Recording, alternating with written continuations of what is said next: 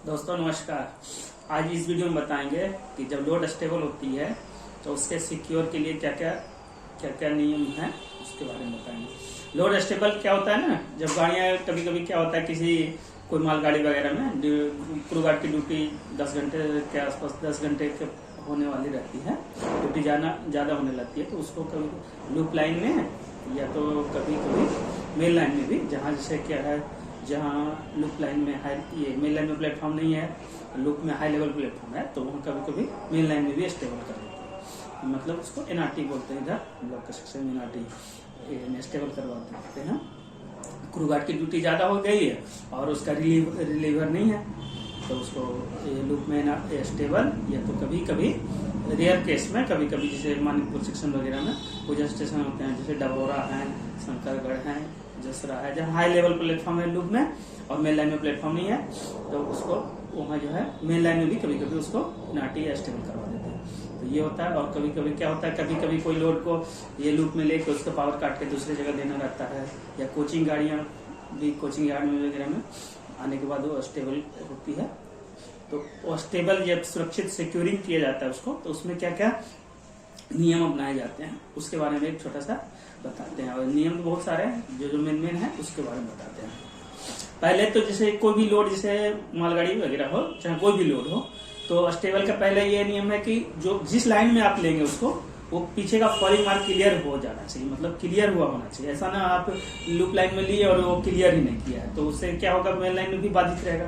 तो या जहां भी लिए हो, जैसे जहां छोटा लूप है तो छोटा लूप में अगर लोड लंबा लोड है, सर्कुलर मल्टी पावर है तो वो क्लियर ही नहीं करेगा, तो आप वहां स्टेबल कैसे कर सकते हैं, वहां स्टेबल नहीं करेंगे। तो किसी भी कितनों भी ड्यूटी ज्यादा रहेगा, जहां लूप लाइन अगर ये लूप में नहीं क्लियर नहीं कर पाया लूप में, तो फिर उस वहां से गाड़ी चलाना ही पड़ेगा, क्योंकि वो लूप क्लियर नहीं करेगा तो पीछे का ये फॉलिंग मार्क क्लियर नहीं होगा तो फिर आपका पीछे का भी बाधित रह जाएगा ट्रैफिक। तो पहला ये नियम है कि जहां भी आप स्टेबल करेंगे वो फॉलिंग मार्क, पीछे का फॉलिंग मार्क जो है क्लियर होना चाहिए। और ये फॉलिंग मार्क कौन इंश्योर करेंगे?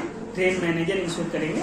जब गाड़ी लूप में आती है ना तो train manager falling mark clear होने का ये ड्राइवर को बताते हैं, पीछे का फॉलिंग मार्क क्लियर हो गया।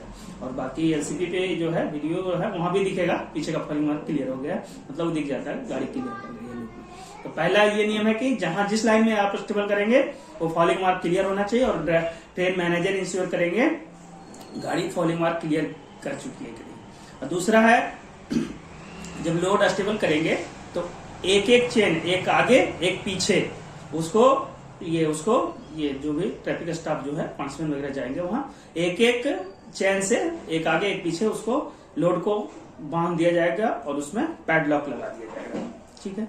और उसके बाद 4 गुटके, 2 गुटके आगे 2 गुटके पीछे, यानी 2 पहिए के नीचे गुटके स्प्रैग जो भी है उसको लगाया जाएगा, लगा दिया जाएगा ताकि लोड ये स्टेबल, ये सब सिक्योर करते हैं लोड, ताकि जो है कभी ये गाड़ियां इसीलिए स्टेबल करते हैं ताकि कभी कभी गाड़ी लोड अप ना जाए, मतलब ये होता है, इसलिए पूरा ये सब नियम अपनाया जाता है।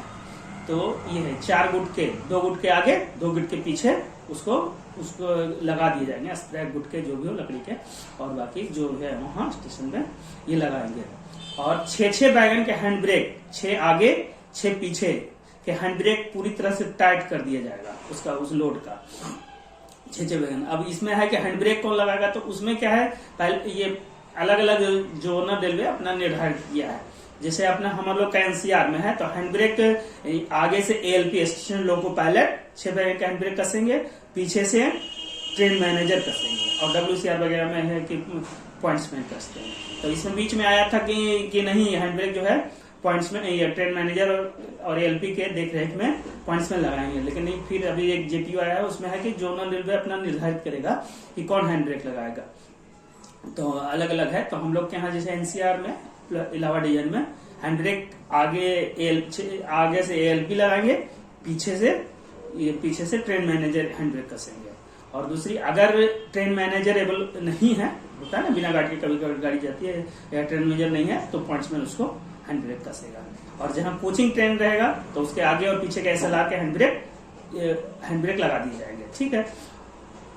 और लोड, जहां अगर लोड किसी कारण से, अगर जो लोड है 2 पार्ट में है, अगर कोई लोड अगर लूप में आया है तो अगर किसी कारण से वो 2 पार्ट में है, या तो कभी कभी इंजन उसका अटैच नहीं किया गया है, या तो फिर बीच 2 पार्ट में अगर लोड है, जिस लाइन में अगर लिए है अगर 2 पार्ट में लोड है तो दोनों पार्ट को अलग अलग सिक्योर होना चाहिए। मतलब जो भी लोड जो भी रहेगा तो दोनों पार्ट का ये नहीं कि एक लाइन में 2 लोड है तो आगे का अलग से, दोनों का मतलब ये नहीं कि पूरा यानी दो लोड अगर एक लाइन में है या 2 पार्ट में लोड है तो दोनों लोड को अलग अलग सिक्योर होना चाहिए। ये है ये और अलग अलग दोनों अलग। और उसके बाद और जब जहां जो है लोड सिक्योर करते हैं तो उसका पॉइंट जो है वो पॉइंट जो है ये अगेंस्ट द ये जहां जो लोड ब्लॉक लाइन के अगेंस्ट सेट कर दिया जाना चाहिए। लास्ट में जो पॉइंट रहता है ना उसको ब्लॉक लाइन के अगेंस्ट सेट कर देना चाहिए। और उसके बाद अगर कोई सैंडम या ट्रैक पॉइंट है उधर की वो सेट करके पॉइंट और वहां पे क्लैंप और पैडलॉक कर देना चाहिए। और जहां ये तो जो पैनल वगैरह रहेगा वहां, और जहां भी ये SSI है और EI है तो वहां जो है सिग्नल और पॉइंट को वहां से ये वहां वीडियो पे वहीं पे लॉक का सिस्टम आता है वो लॉक कर देना चाहिए। ये है। और उसके बाद जो भी अगर पॉइंट बटन सिग्नल बटन है पैनल पे वहां स्टॉप बटन वो सब जो रहा है स्टॉप संबंधित पॉइंट बटन को स्लाइड लीवर जो भी वो पॉइंट है वहां स्टॉप कॉलर होता है उसको लगा दिया जाता है। और उसके बाद स्टेशन डायरी और ये ETSR में रेड पेन से वहां लिख दिया जाएगा कि ये लाइन में ये लोड स्टेबल कर दिया गया है। और उसके जो ये सिक्योरिंग के लिए जो मानक है उसको पूरी तरह से सुरक्षित कर दिया गया है उसमें लिख देंगे। और उसके बाद ये स्टेशन डायरी में और उसके बाद जो लोड सिक्योर करते हैं तो वहाँ एक ये लोड रजिस्टर होता है, वहाँ स्टेबल रजिस्टर होता है जो स्टेशन पे, वहाँ आपको पूरा डिटेल लिखा जाता है कौन कौन ये किस वैगन में हैंड ब्रेक वगैरह क्या क्या लगाया हो, ये वैगन नंबर वगैरह वही नोट करते हैं। तो ये जब आप सिक्योर कर देंगे पूरी तरह से, सिक्योर करने के बाद फिर ये सेक्शन कंट्रोलर से 2 प्राइवेट नंबर एक्सचेंज करेंगे कि हमारे यहाँ ये लोड स्टेबल हुई है, उसको पूरी तरह से सुरक्षित कर दिया गया है और उसके संबंधित रूट सिग्नल को ब्लॉक कर दिया गया है। एक प्राइवेट नंबर तो ये लोड सिक्योर आपने किया उसके लिए देंगे और दूसरा प्राइवेट नंबर आपने संबंधित रूट सिग्नल को ब्लॉक कर दिया है कि किसी का ब्लॉक कर दिया है, मतलब आप गलती से भी ना उसको मतलब कि आप चला सकें ऐसा, उसके लिए ये आपने सिक्योर कर दिया है। उसके लिए आप प्राइवेट नंबर सेक्शन कंट्रोलर यानी 2 प्राइवेट नंबर सेक्शन कंट्रोलर को देंगे। और हमारे यहाँ एक सेक्शन ये हम लोग के यहाँ भी एक रजिस्टर भी है कि आपने हम लोग भी वो सिक्योर एक रजिस्टर हम लोग के पास भी है। कभी कभी जब हालांकि ज्यादा बिजी रहते हैं तो कभी कभी नहीं नोट करते हैं। प्राइवेट नंबर आपने सिक्योर कर दिया, उसका प्राइवेट नंबर बाद में हम लोग नोट करते हैं। तो उसमें अभी रजिस्टर में है कि ट्रेन नंबर पावर नंबर और उसके बाद वो सब कहाँ का ये जो जहाँ सिक्योर स्टेशन में जहाँ सिक्योर हुआ है और कौन सा ये 2 वैगन का हैंड ब्रेक 2 पीछे और 2 आगे जो 6 वैगन सिक्योर होता है तो 2 वैगन हैंड ब्रेक जिसमें लगाए हैं वो वैगन नंबर भी हम लोग नोट करते हैं। तो ये लोड सिक्योर के नियम है। और ग्रेडियंट एरिया में भी और भी कुछ नियम है उसका अलग से। तो ये हल्की से जो मेन ट्रैफिक स्टाफ और जो ALP और ट्रेन मैनेजर जो द्वारा जो सिक्योर के लिए जो नियम है उसके बारे में एक छोटा सा वीडियो बनाया। तो मतलब कोई भी गाड़ी जहाँ स्टेबल या NRT होती है तो कितनी प्रक्रिया अपनाई जाती है। इसलिए कोई भी स्टेशन चाहते हैं कि गाड़ी हमारे यहाँ NRT नहीं होती है। जैसे ही कोई लोड हम लोग कहीं लूप लाइन लेते हैं तो जैसे ही 8 घंटे हुए तो वहाँ ये लोग को पायलट तो मेमो दे देता है कि हमारी ड्यूटी 8 घंटे हो गई। स्टेशन वाले परेशान होने लगते हैं कि 8 घंटे 9 घंटे होने लगता है, कहीं हमारे यहाँ ये NRT कर रही है स्टेबल करे। तो उसमें क्या होता है जो भी सेक्शन कंट्रोलर है तो अपने पाथ के हिसाब से कोई भी मालगाड़ी चलाता है। पाथ होना चाहिए, मतलब मेल के हिसाब से पाथ भी होना चाहिए। और जहां से जैसे छिपकी की गाड़ी है, छिपकी लाना है या इलाहाबाद लाना है तो वहां यार्ड में लाइन भी खाली होना चाहिए। ऐसा नहीं है कि 9 घंटे या 8 घंटे हो गए तो हम लोग मालगाड़ी आगे मेल के आगे नहीं चला के लाते हैं। वो ना मतलब मालगाड़ियां चलाने का और बहुत सारा और बाकी स्टेबल। और कभी कभी हम लोग ये चेंज जब क्रू चेंज होता है तो उतना प्रक्रिया नहीं, खाली क्रू गार्ड आए अपना जो दोनों क्रू गार्ड चेंज करवा दो।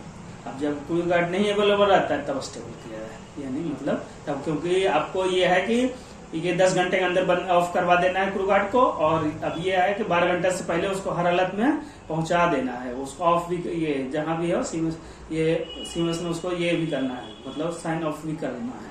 तो ये रहता है। तो हम लोग जब देखते हैं कि क्रू गार्ड अवेलेबल नहीं है और ड्यूटी ज्यादा ये 10 घंटे के आसपास होने लगी, क्योंकि हमको 12 घंटे के अंदर उसको पहुंचाना भी है जहां भी हो, नजदीक रनिंग रूम में, तो हम लोग उसको किसी ये नहीं सुटेबल लूप में लेके उसको बंद करवा देते हैं। बाकी जो भी स्टेबल की जो कार्रवाई होती है वहाँ के स्टेशन स्टाफ स्टेशन, तो वही लोड स्टेबल के बारे में एक छोटा सा सोचा वीडियो बनाए। और बाकी जो वीडियो अगर अच्छा लगे तो लाइक करिए, सब्सक्राइब करिए। नमस्कार, जय हिंद।